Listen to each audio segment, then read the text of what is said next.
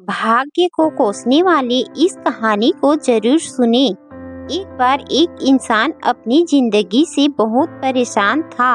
वह हर समय अपने आप को कोसता रहता था कि क्या जिंदगी मिली है मुझे, क्या जीवन है, हर परेशानी मेरे साथ ही है, हर दुख मुझे ही आकर घेरता है, हर झंझट मेरे ही सर पड़ती है।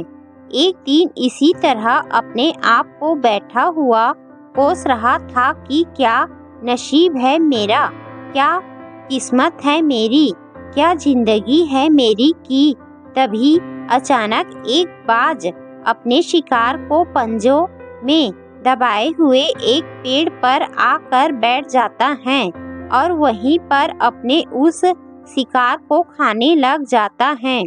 यह परेशान आदमी जब उस बाज को देखता है तो कहने लगता है कि क्या जिंदगी है इसकी, क्या जीवन जी रहा है, मजे का, ना इसे खाने की चिंता, ना पीने की, ना पहनने की और ना ही परिवार की। शिकार करता है और मस्त खुली हवाओं में कभी इधर घूमता है कभी उधर घूमता है, सारे दिन आसमान में उड़ता रहता है।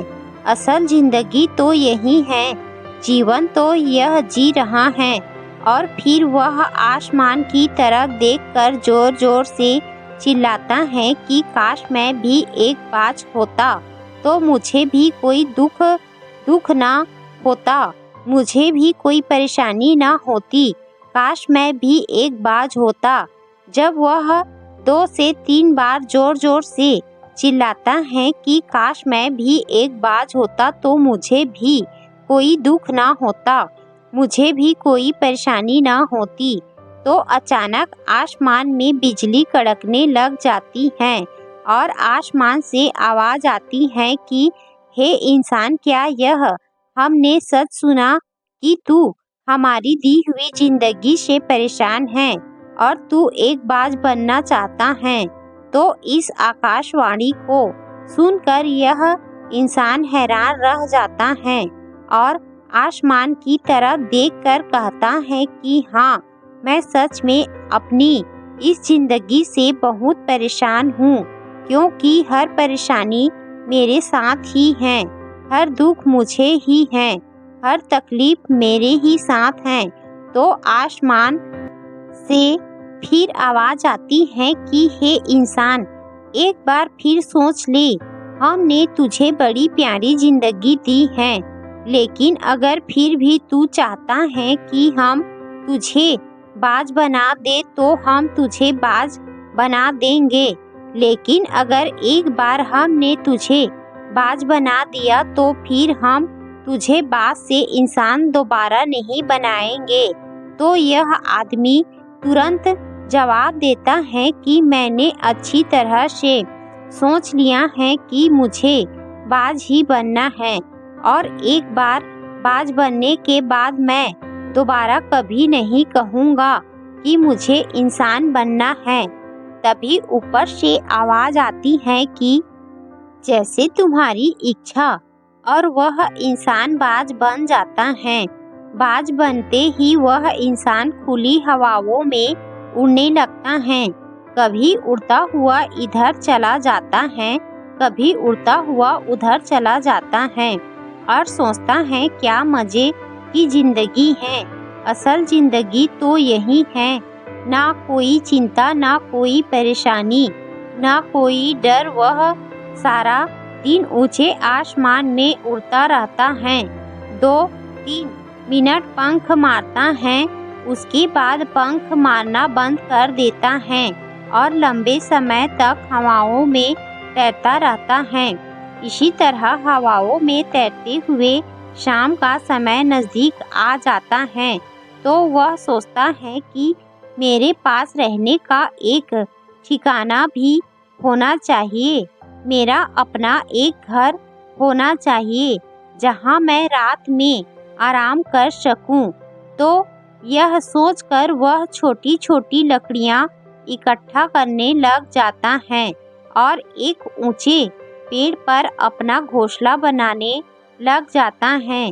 एक एक लकड़ियाँ इकट्ठा करके वह अपने लिए एक सुंदर सा घोंसला तैयार कर लेता है और रात में उसी में सो जाता है और सोचता है सुबह उठकर शिकार भी करूँगा और सुबह उठकर फिर से मौज मस्ती भी करेंगे, खुली हवाओं में उड़ेंगे।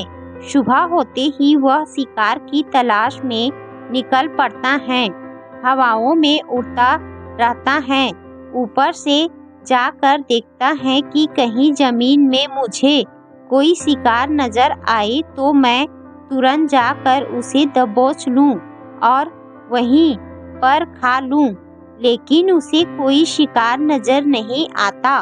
काफी समय बीत जाता है, वह लगातार ऊंचाई से शिकार को ढूंढता रहता है, लेकिन उसे कोई शिकार नहीं मिलता।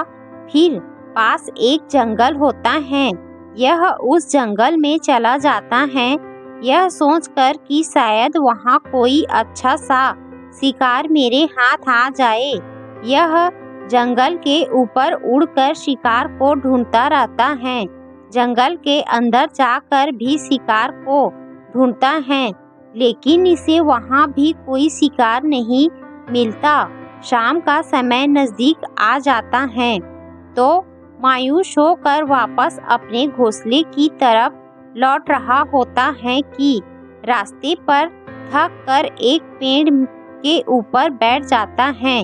जब यह उस पेड़ के ऊपर बैठा होता है तो उसकी नज़र एक बीमार चिड़िया पर पड़ती है जो कि लाचार अवस्था में होती है। यह तुरंत जाकर उसे दबोच लेता है, उसके पंख निकाल कर अलग कर देता है और उसे खा जाता है। उस चिड़िया को खाने के बाद वह अपने घोंसले की तरफ उड़ जाता है और रास्ते में सोचता है कि चलो बीमार चिड़िया ही सही, लेकिन कुछ तो खाने को मिला। वह अपने घोंसले पर पहुंचकर आराम करने लगता है और सोचता है सुबह एक अच्छा सा शिकार पकड़ूं और अपनी भूख मिटा लूँगा। जैसे ही सुबह का प्रकाश होता है, यह निकल पड़ता है अपने शिकार की तलाश में। हवा में उड़ता रहता है, लेकिन आज फिर कोई शिकार इसके हाथ नहीं आता। काफी समय बीत जाता है, यह ऊंचाइयों पर जाकर अपनी तेज नजरों से शिकार को ढूंढने की पूरी कोशिश करता है, लेकिन इसे कोई भी शिकार नजर नहीं आता। फिर यह पास के उस जंगल की तरफ चला जाता है, लेकिन इसे वहाँ भी कोई शिकार नहीं मिलता। इसी प्रकार पूरे दिन उड़ते उड़ते शाम का समय नजदीक आ जाता है तो यह निराश होकर वापस लौटने लगता है और रास्ते में एक पेड़ पर आकर बैठ जाता है। सोचता है शायद आज फिर कोई बीमार चिड़िया मेरा इंतजार कर रही हो, लेकिन हर बार किस्मत मेहरबान थोड़ी होती है। आज इसे कोई बीमार चिड़िया नहीं मिलती। यह थक हार कर वापस अपने घोंसले की तरफ चल पड़ता है और घोंसले पर पहुंचकर भूखा प्यासा ही सो जाता है और सोचता है कल सुबह एक बड़ा सा शिकार पकड़ा और आज की भूख भी मिटा लूँगा। रात को अपने घोंसले में सोया होता है, गहरी नींद में होता है कि तभी एक भयानक तूफान आता है। इस तूफान की हवा इतनी तेज होती है कि इसके घोंसले को उड़ाकर एक जगह फेंक देती है और उसे कहीं दूर दूसरी जगह फेंकते हैं तो यह जहाँ पर गिरता है वहाँ नीचे एक नोकदार लकड़ी पड़ी होती है जो इसके पंजे में गड़ जाती है और इसे बुरी तरह घायल कर देती है।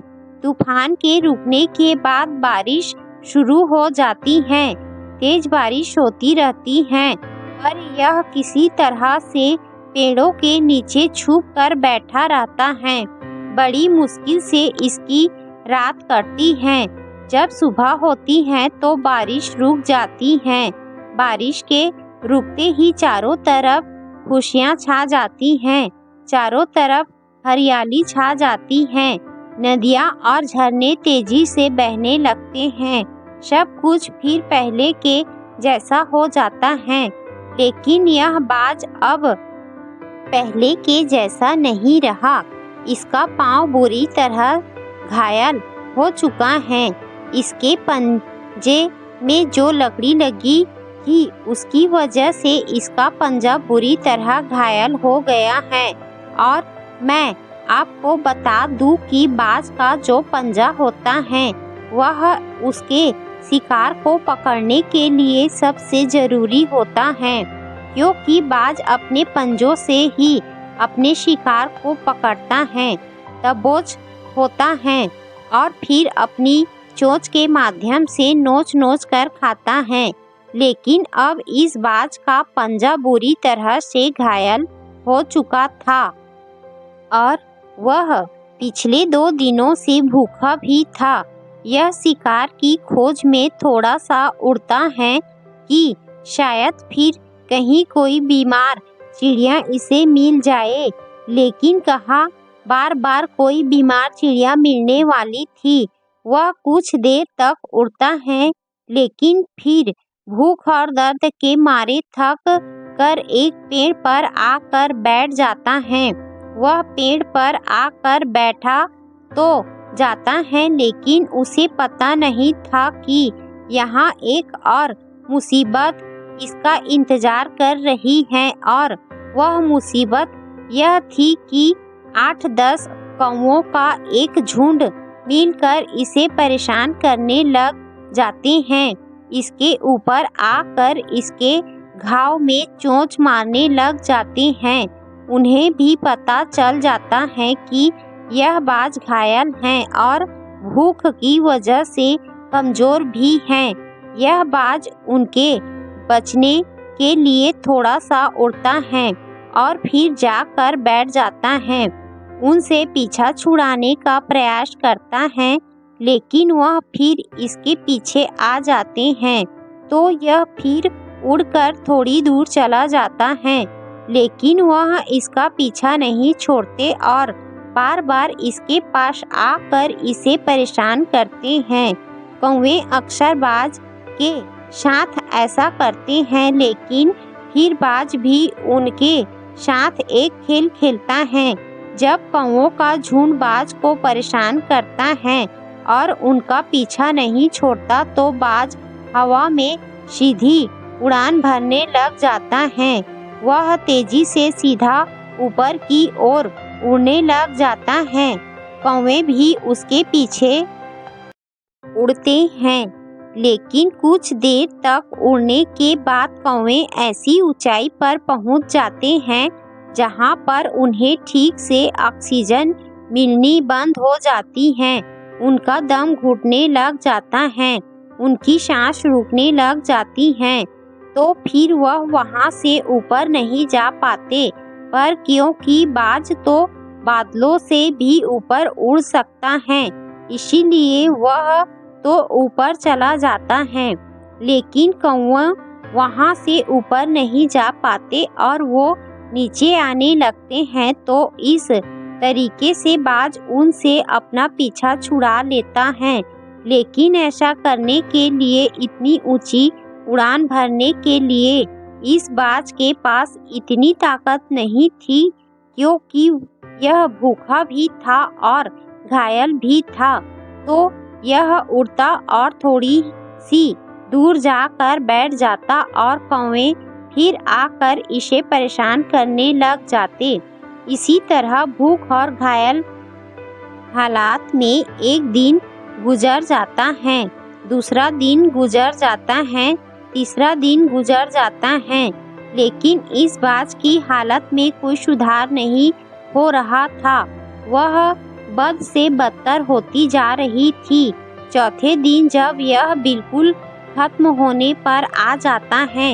इसके अंदर बिल्कुल ताकत नहीं बचती और इसका शरीर इसका साथ छोड़ने लगता है तो यह किसी तरीके से उड़कर पास ही इंसानों की एक हॉस्पिटल होती है उसकी छत पर आकर बैठ जाती है और वहाँ से आने जाने वाले मरीजों को देखता है और अपने आप से कहता है कि काश आज मैं एक इंसान होता तो ऐसे छोटे मोटे जख्मों का हॉस्पिटल में इलाज करवा लेता या किसी को बता देता कि मैं भूखा हूँ, परेशान हूँ, मेरे साथ यह परेशानी है।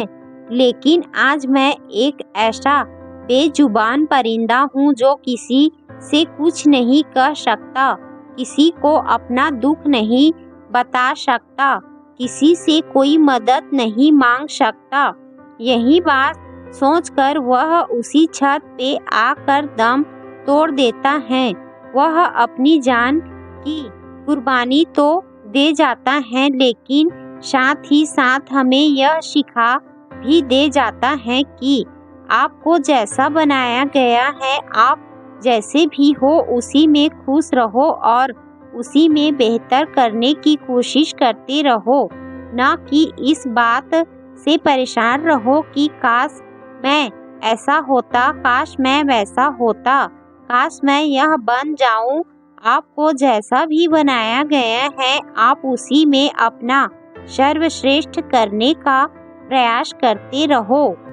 दोस्तों, यह कहानी तो काल्पनिक है लेकिन हमें जीवन का एक बहुत ही महत्वपूर्ण नियम सिखा कर जाती है कि हम जैसे भी हैं अच्छे हैं, बस हमें उसी में अपना सर्वश्रेष्ठ करने का प्रयास करते रहना चाहिए। धन्यवाद।